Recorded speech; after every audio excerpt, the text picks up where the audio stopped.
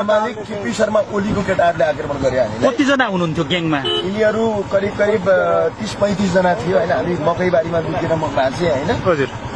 प्रहरीको डिएसपीले यस्तो राक्षसको जस्तो भूमिका निर्वाह गर्यो होइन। हामीलाई राखिसके पछाडि हाई ब्लिडिङ भइसके पछाडि पनि ऊ टाइममा गएन। गइसके पछाडि 2 जना पुलिस पठायो। सिडिओले पनि पुरा फोन अस्तिदेखि हामीले सिडिओलाई फोन गरिरहेको थियौँ। सिडिओले पनि अहिले हो र भनेर सिडिओले पनि त्यस्तै भूमिका निर्वाह गर्यो। त्यस पछाडि अहिले हामी यहाँ घाइते भएर मर्ने बेला प्रहरीलाई हामीले उपचार गर्नलाई पुर्याइदिए भनेर हामीले हार गुहार गर्दाखेरि पनि हाम्रो नाम सोध्छ, घर कहाँ, ठेगाना कहाँ, हामीलाई चिन्दैन यिनीहरूले। 7 पटक चाहिँ मलाई मुद्दा लगाएको यही छ एसिडियो कार्नेमा। आज पनि मुद्दा मेरो नाम त्यहाँ छ, ठेगाना त्यहाँ छ। जसरी पनि हामीलाई मार्ने प्लान थियो। कस्तो टोलबासीको त्यहाँ कस्तो भूमिका रह्यो? पुरै थियो।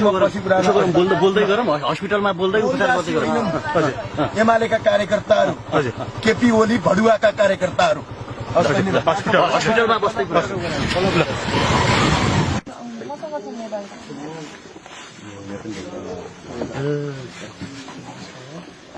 एउटा इमर्जेन्सी